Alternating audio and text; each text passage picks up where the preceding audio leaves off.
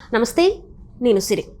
విజయసాయి రెడ్డి గారు రాజీనామా చేసిన తర్వాత అయితే ఇంతవరకు జగన్మోహన్ రెడ్డి గారు ఎక్కడైతే స్పందించలేదు. కానీ ఈ రోజు మాత్రం పార్టీని వీడి వెళ్ళిస్తున్న వారిపైన అయితే జగన్మోహన్ రెడ్డి గారు కొన్ని కీలకమైన వ్యాఖ్యలు చేశారు. అవి సాయి రెడ్డి గారిని ఉద్దేశించా కాదా అనేది మరి ఏంటి, చాలామంది అయితే వెళ్ళడం జరిగింది. మరి అది సాయి రెడ్డి గారినైనా కాదా అనేది మనకు వివరించడానికి మనతో పాటు ఉన్నారు ప్రముఖ సీనియర్ జర్నలిస్ట్ దుర్గా కుమార్ గారు.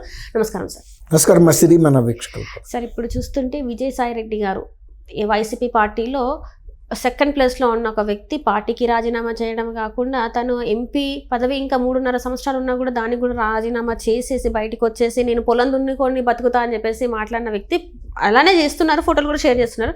కానీ దీని మీద ఇంతవరకు అయితే జగన్మోహన్ రెడ్డి గారు ఎప్పుడు స్పందించలేదు. కానీ ఈ రోజు చేసిన వ్యాఖ్యలు చూస్తే అది మనం ఎలా అర్థం చేసుకోవాలి సార్? మంచి ప్రశ్న సిరి. ఎందుకంటే ఈ అంశం మీద రకరకాల భిన్నాభిప్రాయాలు ఉన్నాయి. రాజకీయ రంగంలో, రాజకీయ నాయకుల్లో కానీ ప్రజల్లో కూడా చాలా అనుమానాలు ఉన్నాయి. తర్వాత మీడియాలో కూడా రకరకాల అంశాలు దీని మీద భిన్నాభిప్రాయాలుగా ప్రచారం జరుగుతుంది. కానీ జగన్మోహన్ రెడ్డి గారు ఫస్ట్ టైము విజయసాయి రెడ్డి గారు రాజీనామా తర్వాత దాని మీద చేసిన ఫస్ట్ వ్యాఖ్యలను కనుక మనం నిశ్చితంగా గమనిస్తే ఖచ్చితంగా అది జగన్మోహన్ రెడ్డి గారి ఆమోదంతో కానీ ఆశీర్వాదంతో కానీ జరగలేదు. కేవలం తను వ్యక్తిగతంగా నిర్ణయం తీసుకున్నాడు. అందుకే జగన్మోహన్ రెడ్డి గారు లండన్ లో ఉన్నప్పుడు ఆయన రాజీనామా చేశారు. ఇది అనుకోవచ్చా సార్? ఎందుకంటే అన్ని రోజులు వెయిట్ చేశారు, ఎప్పుడైనా ఆయనకి దూరంగా ఉన్నప్పుడు ఇలాంటివి చేయాలి అని చెప్పేసి అనుకున్నారు. ఆయన ఎప్పుడైతే లండన్ లో ఉన్నారో ఆయన ఇక్కడ రాజీనామా చేశారు. ఖచ్చితంగా.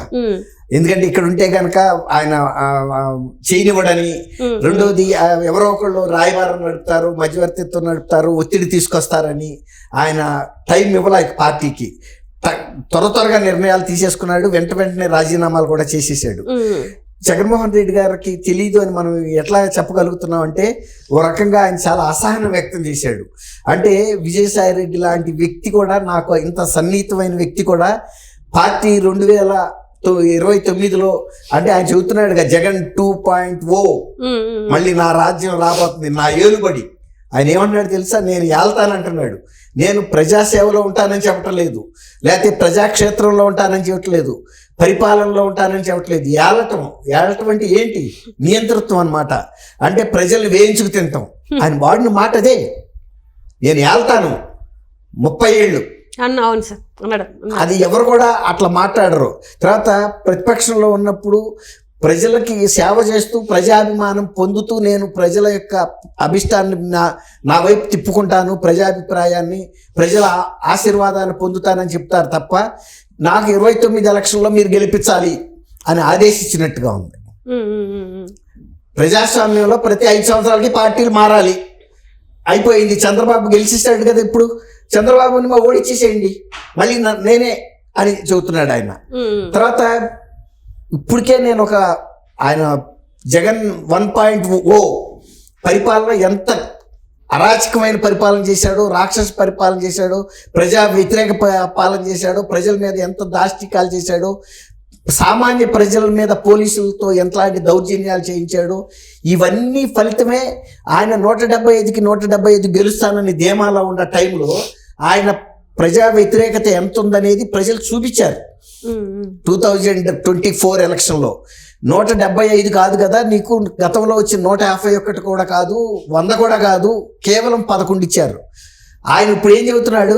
మళ్ళీ నాకు 29, ఇప్పుడున్న పరిపాలన గతంలో 1.0 వదిలేసేయండి, అంతకన్నా తీవ్రమైన పరిపాలన చేస్తానని చెబుతున్నాడు. ఎవరన్నా ఒక ముఖ్యమంత్రి అధికారంలోకి రావాలని కోరుకుంటున్న పార్టీ కానీ వ్యక్తి కానీ ప్రజలకి నేను ఇంకా నరకం చూపిస్తాను, ప్రతిపక్షాల మీద కక్ష సాధిస్తాను, నన్ను వ్యతిరేకించిన ఎవరిని వదిలిపెట్టనని హెచ్చరిస్తున్నాడు.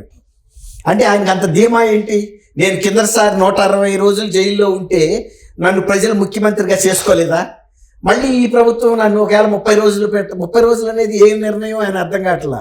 ఎవరు కూడా నిందితులు తనకి ఎంత శిక్ష పడాలో తను కాదు నిర్ణయించుకునేది, న్యాయమూర్తి నిర్ణయిస్తాడు. తన మీద ఉన్న కేసులు ఏంటి, తన మీద ఉన్న ఎన్ని కేసులు, ఈడీ కేసులు ఉన్నాయి, వాటిలో ఎంత శిక్ష పడుతుంది, అందులో 30 రోజులు పడే సెక్షన్లు ఉన్నాయా, 10 ఏళ్ళు, 14 ఏళ్ళు, 7 ఏళ్ళు, 6 ఏళ్ళు పడే శిక్షలు ఉన్నాయి. అలాంటప్పుడు అన్ని కేసుల్లో శిక్ష పడితే అసలు ఈయన 12 ఏళ్ల నుంచి ఆ కేసుల్ని విచారణకు రానివ్వకుండా ఆపుతూ వ్యవస్థల్ని మేనేజ్ చేస్తూ తనకు తనే శిక్ష విధించుకోవటం అనేది ఇది విచిత్రం. తర్వాత అట్లాగే 29లో నా పరిపాలన అంటే 2.0 జగన్ పరిపాలన మొదలవుతుంది. చాలా ఫస్ట్ దానికన్నా కూడా తీవ్రాతి తీవ్రంగా ఉంటుంది చేసే చర్యలు. ప్రతిపక్షాల వాళ్ళని కానీ, నన్ను వ్యతిరేకించిన వాళ్ళని కానీ, అధికారులు కానీ ఎవరిని వదలను. అంటే ఓటేసిన ప్రజలు కూడా వదలనన్నట్టే కదా. ఓటు వేసిన 1.0లో ఓటేసిన ప్రజల్ని అంత శిక్షిస్తే 2024లో ప్రజలు వ్యతిరేకంగా ఓటేశారు కదా. ఇప్పుడు వాళ్ళందరి పని కూడా పడతాననే కదా ఆయన చెప్తున్నారు. అంతే కదా. ఆ 2.0 మొదలవుతుంది 29లో. అంటే 2059 వరకు నేనే వెళ్తానని చెబుతున్నాడు రాష్ట్రాన్ని. అంటే నువ్వే నిర్ణయించుకుంటావా? అంటే నీ పార్టీకి నేను శాశ్వత అధ్యక్షుడిగా ఉంటానని ఆయన మంగళగిరిలో జరిగిన ఒక ప్లేనరీ పార్టీ మీటింగ్ లో తీర్మానం చేసి కేంద్ర ఎన్నికల సంఘానికి పంపితే తిప్పి పంపారు. ఒక ప్రజాస్వామ్యంలో పార్టీల్లో శాశ్వత అధ్యక్షులు అంటూ ఉండరు అని తిప్పి పంపారు. ఇప్పుడు ఆయనే చెబుతూ ఒక పక్కన ఏమంటున్నాడు, ప్రతి 5 ఏళ్ళకి ప్రభుత్వం మారుతుంది ఓర్చుకోండి అని ఒక పక్కన నాయకుల్ని కార్యకర్తల్ని బతిమాలుతున్నాడు. ఒకవేళ కనుక వెళ్ళిపోతే వీళ్ళందరి సంగతి చూస్తానంటున్నాడు. ఇట్లాంటి నాయకులు ఎంతమంది వెళ్ళిపోతే నాకేంటి భయం అంటున్నాడు. ఈవెన్ విజయసాయి రెడ్డి ఇలా అంటాడు. ఇంకొక 2-3 కూడా వెళ్తారేమో. అంటే ప్రలోభం పెడుతుంటే భయపడిస్తుంటే ప్రలోభ పెడుతున్నాడు వస్తుందని ఆశతో. ఒకవేళ రాకపోయినా కూడా కార్యకర్తలు వెళ్ళిపోయినా, నాయకులు వెళ్ళిపోయినా పైన దేవుడు ప్రజల ఆశీర్వాదం ఉంటే నేను ఎలక్ట్ అవుతానంటున్నాడు. ప్రజలకి ఏమంటున్నాడు, 1.0 పరిపాలన కన్నా కూడా ఇంకా తీవ్రమైన చర్యలు ఉంటాయి నన్ను వ్యతిరేకించే వాళ్ళ మీద అంటున్నాడు. ఆయన వ్యతిరేకించింది ఎవరు? మొన్న ఎలక్షన్ లో 24లో ప్రజలు. ఇప్పుడు బాధ్యతలు అయ్యేది కూడా ప్రజలే. ఇంకా మిమ్మల్ని సలసలా కాగే నూనెలో కూడా ముంచుతాను అన్నట్టుగా ఉంది. అసలు నిజంగా నరకం అని మనకి క్యాలెండర్ లో ఫోటోలు చూపిస్తారు. అవన్నీ నేను సేవిస్తాను అన్నట్టు చెప్తున్నాడు. మామూలుగా ఉండదని చెబుతున్నాడు. నా పరిపాలనలో ఎలాంటి పరిస్థితులు ఉంటాయో చూపిస్తాను. అయ్యి కన్నా కూడా అందరినీ మీకు తగిన శాస్తి చేస్తానని ప్రతిపక్ష నాయకులు కూడా చెబుతున్నాడు. నా ఇంటికి కూడా పేగలేరని చెబుతున్నాడు. కిందసారి కూడా అలాగే చెప్తే ఇప్పుడు నాకున్న బోడిగుండి కన్నా కూడా ఆయన పీకేశారు ఎక్కువ. ఇక ఈసారి అంత కూడా ఉంటాయా ఉండవో కూడా చెప్పలేము. అంతే కదా. ఇంకా కొంత వదిలేరు ఈ 11 సీట్లు. ఇప్పుడు ఆయన చెప్తున్న ఎంటికలు పీకే కార్యక్రమం ఉంది కదా, ఆ 11 ఆ 4 ఎంటికలు కూడా ఉండవు. ఆ పరిస్థితిగా మాట్లాడటం అనేది ఒక ప్రజాస్వామ్యంలో. నేను 1979 నుంచి జర్నలిజంలో ఉన్నా. విద్యార్థి నాయకులుగా ఉండి విద్యార్థి ఉద్యమాలతోనే ముఖ్యమంత్రి అయిన ప్రఫుల్ కుమార్ మహతా లాంటి అస్సాం చీఫ్ మినిస్టర్ని కూడా చూసాం. అట్లాంటి మాటలు ఎప్పుడు ఎవరు మాట్లాడలా. ఇవాళ ప్రజల్ని హెచ్చరిస్తున్నాడు, ప్రతిపక్ష నాయకుల్ని హెచ్చరిస్తున్నాడు. అంటే ఆయన పరిపాలన ప్రజావేదిక కోల్చడం ద్వారా 1.0లో ఎట్లా మొదలైందో అంతకన్నా తీవ్రంగా మొదలవుద్ది అంటున్నాడు. అంటే ఈసారి అసెంబ్లీ సెక్రటేరియట్లు కూడా కూల్చేస్తాడేమో అన్న అనుమానం వస్తుంది. ఇక అతను ప్రజలకు సంబంధించిన గుర్తులు ఏం మిగల్చడు. ఈవెన్ హైకోర్టు లాంటివి కూడా ఉంచడు. ఇక అన్నిటికీ తానే ఇక ఏకఛత్రాధిపత్యం 30 ఏళ్ళు 2059 దాకా నేనే నియంత్రణ అన్నట్టు చెబుతున్నాడు. ఇక ఎన్నికలు జరపాల్సిన అవసరం కూడా ఉంటుందని అయితే నేను అనుకోవటం లేదు. ఇది చాలా విచిత్రంగా ఉంది నిన్నటి ఆయన ప్రవర్తన. ఆయన మానసిక పరిస్థితి మీద చాలా మంది మేధావులు ఇంతకుముందు డౌట్స్ ఎక్స్ప్రెస్ చేశారు. కానీ నిన్న విన్న తర్వాత, ఇవాళ జరుగుతున్న సంఘటనల తర్వాత ఖచ్చితంగా ఆయనకి మానసికంగా ఏమన్నా ఇబ్బంది ఉందేమో అనిపిస్తుంది. ఒక నియంతృత్వ పాలన ప్రజాస్వామ్యంలో పెట్టడం, రాజ్యాంగ వ్యవస్థలన్నింటినీ తోలనాటం, మరి ఆయన విఘ్నతకే వదిలేయాలి.